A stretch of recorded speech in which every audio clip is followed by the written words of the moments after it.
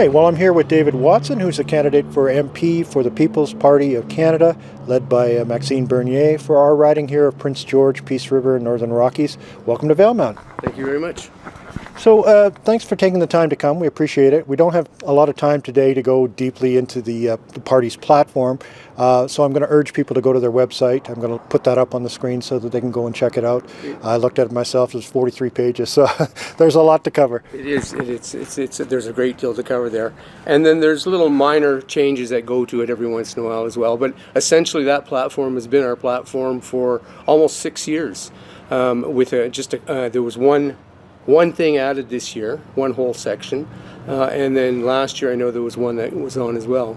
I've actually been the candidate for the People's Party in this riding since October of 23, so I've had a good opportunity to go through most of the riding itself, as well as do a lot of door knocking, been to Valemount a couple of times already before, in other areas as well, Fort St. John and other places. The only place I really haven't had much luck in getting to is because it's so far away is Fort Nelson. Yeah, right. So. Okay, well, let's, for those of you who have not met you yet, let's kind of go a little bit of background. I just kind of pulled some highlights from your bio. You're currently the postmaster of Bear Lake, BC, which I had to look up because I wasn't sure where it was myself, about 70 kilometers north of Prince George. Yeah. Population of around 150? Well, it's actually more like 170 or so. Okay. But some of those people live outside of the town limits, but they still deal with the post office and everything. So. Okay, well, that's great because Valemount's a town of just over 1,000, so you know small towns. Mm-hmm. You've been married for 45 years. Actually 47 years coming up in 3 months. We start number 48. Oh, wow. Yeah. Well, that's great. So, and you have 3 children, 4 grandchildren? How's that up to? No, well, it kind of. Yes, we have 3 children, and we do have 4 grandchildren, but we did have a 4th that passed away when they were young. Okay. All right. And you were born and raised in Vancouver, it said, where you pursued business management at Langara? Langara and a couple other business-type schools when I was involved with the insurance and financial services industry. Okay, and you moved into IT industry where you worked until 2020, and you're formerly a captain in the Canadian Forces Reserves. Right. Okay, so that's a quick backgrounder on you there, so for those of you who don't know. Lots of bits and pieces in between as well, but yeah, that kind of sums it up. Life's a roller coaster. It is. A little bit about the People's Party of Canada. For those who don't know, the PPC's motto is common sense policies that put Canadians first. And the party's website says the PPC brings together common sense, populism, classical conservatism, and libertarianism. There's a long word. Yeah, libertarianism, thank you, to create solutions adapted for the challenges of the 21st century. Anything you want to add to that? No, not really. We're really the only true conservative party in Canada right now. I know the Conservatives call themselves a conservative party, but they're really much more of a progressive conservative party, so they're much more on the left than we are. As far as actual conservative values and beliefs, we're much more that way than they are, I think. And well, it's proved out just by the type of things that they're involved with, things like the globalist institutions and the globalist accords and things like that, as well as things that deal with progressive things of progressive nature type things. Okay, so let me get into asking you just a few questions. What do you and the party see the major challenges that are facing our riding here, particularly? Well, the challenges are not really a lot different for this riding than any other riding in Canada. Affordability is one of the big challenges that everybody talks about. Housing, things like the tariffs. Everybody kind of talks about the same sort of things. But really, in my mind and in many of the people, the candidates for the party, including the leader Max, we feel that immigration is probably one of the biggest things that we need to correct and get worked on as soon as possible, and making things easier for people in this country by reducing the tax system or tax levies that we have on us, and making it easier for businesses to start up and get things done. Okay. Well, let me ask you then, some of the common sense policy ideas that the PPC has, how might some of those work in a practical situation? Well, you can tell me. Does it make more sense to have higher taxes or lower taxes?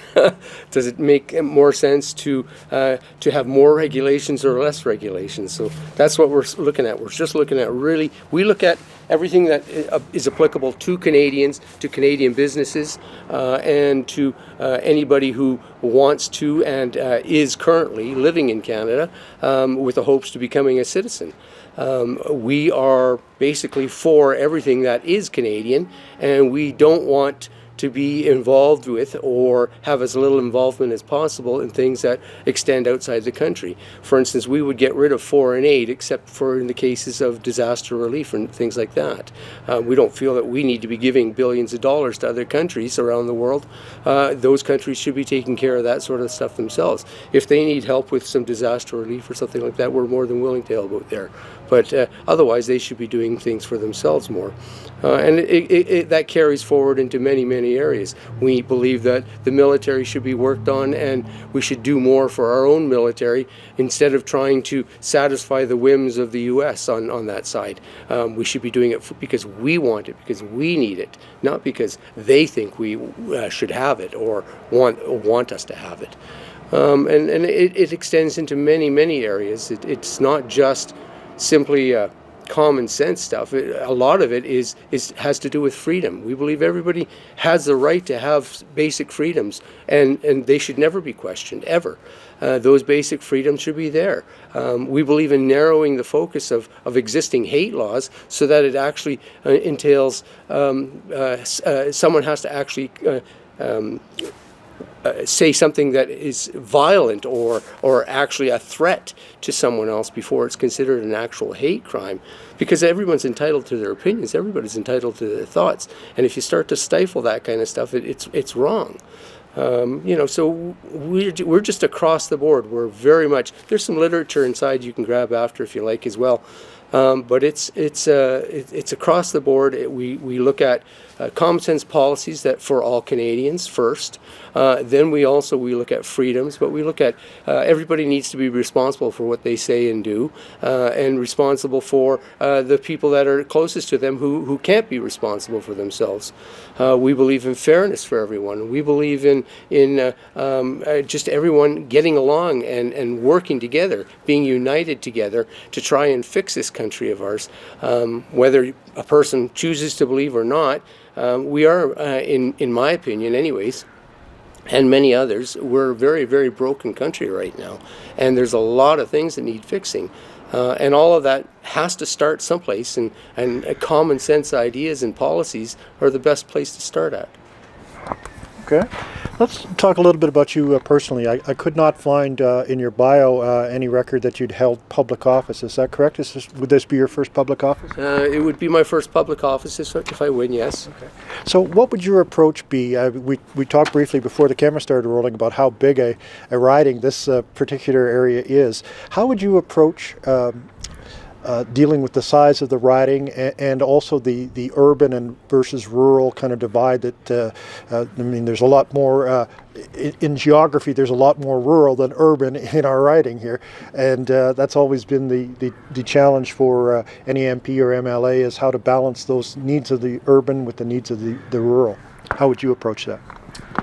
I really don't find it to be a difficult thing to approach at all. I have a substantial sales background from when I was quite a bit younger, in my 20s and 30s, and at that time I learned the value of talking to people and actually talking to as many people as I could talk to, whether it be one-on-one like I'm doing with you right now, or 1 on 5 or 10 or even more. I've talked to groups as big as 150, and I've talked to groups of 1. and I've done this many times. Even in Valemount, as I mentioned earlier, I've had a previous meet and greet, and at there we had about a dozen people who showed up. Whereas, it's just different in every situation, every place you go, every day you go, it's different, and you're going to get the most accomplished by talking to as many people as you can.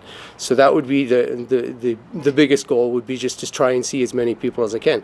But just because you see a lot of people in one group, it doesn't mean you always get a lot done, because the large groups, oftentimes what happens is you get a few people who kind of take over the conversation, and the other people who might have good ideas, they don't end up bringing them up at all. So sometimes smaller groups are also good. So I would put out a call, I think, to many of the who I would consider initially to be stakeholders, and I would try and find out what they think and how they would suggest I deal with certain groups in their own areas, which I already have contacts in most of the areas, and then I would talk to additional people in those individual areas and try and work out what is the best for the riding in all cases. I'm for the riding. The People's Party is the only party that allows complete free votes for every vote that would come up in Parliament. So if there's something that comes up in Parliament and we need to vote on it, we vote based on our conscience, based on what people like yourself, people in this riding, have told me they would like to see me do. And so that's basically what I would do, is I would talk to them, find out what they want, try and understand the nuances of the different areas want, and try and meld those different nuances together and try and get a semblance of, is this the kind of thing that you can go along with, and move on from there. Okay. I guess let's kind of just wrap it up by asking, what do you bring to the table? What kind of skills and what life experiences do you bring to the table? Why should people vote for you, for David Watson, for this MP riding?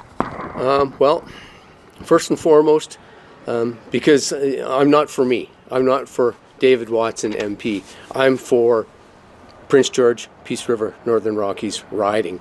Everyone in the riding means as much to me as I mean to myself, and that's literal.